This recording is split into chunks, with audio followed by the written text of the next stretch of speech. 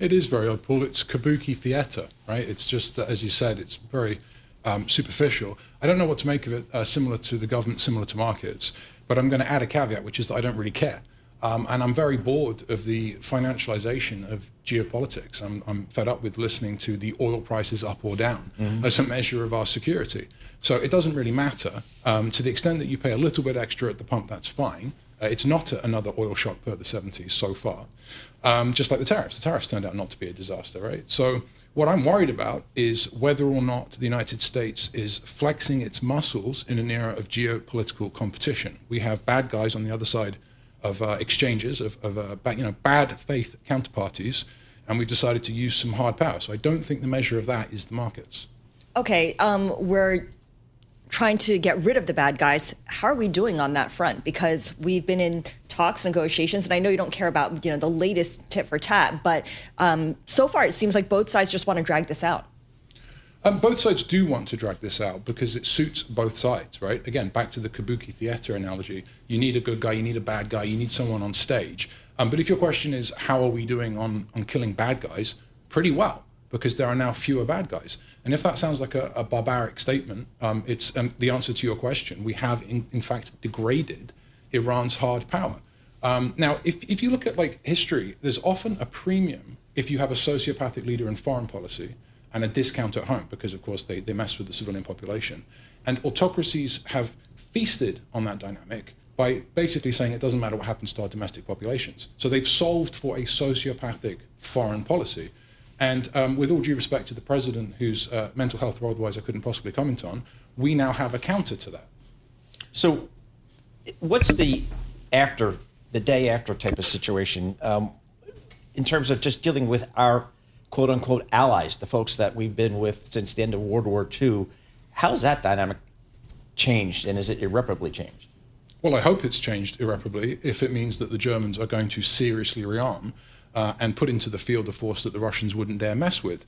I think one of the biggest mistakes in world history is that the French, the Germans, and the British, who had very similar political systems before the First World War, decided to kill each other. And if they'd had a longer view, if they'd looked at the Kaiserreich and said, well, it's not quite a parliamentary democracy, but it might get there, and instead had imagination about the potential power of Russia and Eurasia, they might not have had that war. Now, I'm not suggesting that they should have electively gone to war with Russia, but now, finally, the European Union is realizing that it needs to defend itself. Okay, and we're seeing that kind of play out very slowly because this is Europe, after all, that we're talking about. How does China fit into this? The president met with Xi Jinping not so long ago, and I believe he still has another 2 meetings scheduled with him this year. Iran is always kind of overshadowing everything, and we're not quite clear what they discussed when it came to Iran. But how do you see it affecting the contours of how he approaches this war in Iran? As relaxed as I am about the U.S. engagement in Iran, as fretful as I am about a potential US-China war. So I don't think there's any winning a war with China. I don't think that it would be good for the Chinese either. These are superpowers facing off over Taiwan and the South China Sea. So far as I can see as an analyst in the sidelines, China's looking pretty rosy right now. It hasn't actually crossed anybody's borders. It hasn't actually bombed anybody. It's manufacturing things and sending the world some degree of economic stability. Now, if that changes in the future, I might change my tune. I might turn around and say, well, maybe the same treatment with regard to an invasion of Taiwan would be appropriate. But look, back to Iran, I think it suits the Chinese to a degree that the United States is running down its munitions, but ultimately they want energy because their strategy is based on, as I say, macroeconomic stability and exports.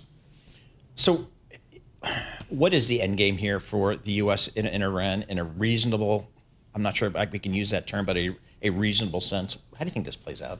There is no reasonable endgame, right? This is why we've come back 3 or 4 times together to talk about this. There is an unreasonable endgame in which one side thinks we have to throw in the towel because too many of our guys are being killed. Again, a barbaric statement, but true. I don't think that we're going to get to that point. I think the Iranians will likely get to that point first. But the wild card here is, of course, Israel. Israel is pursuing its own security interess. And the Iranians have sort of thought, oh, well, wait a minute. If we say to the Americans, we're only going to talk to you if the Israelis stop doing what they're doing, full in the knowledge that the Israelis will ignore them, then we are actually on the hook for a regional war that we don't know how to get out of. So what does that mean for U.S.-Israeli relations? U.S.-Israeli relations are solid, and Israel knows that. They're solid because people like me support Israel as the sole democracy in the region that's worth supporting. And I would add that it's the greatest moral infraction of our time that we've accused Israel, of all countries, of genocide. So domestically, I think people are going to get it twisted and continue to criticize Israel. But if this is indeed World War III or anything close to it, we want Israel doing what it's doing. We want Israel on our side, and we want to attack Iran. It's that simple.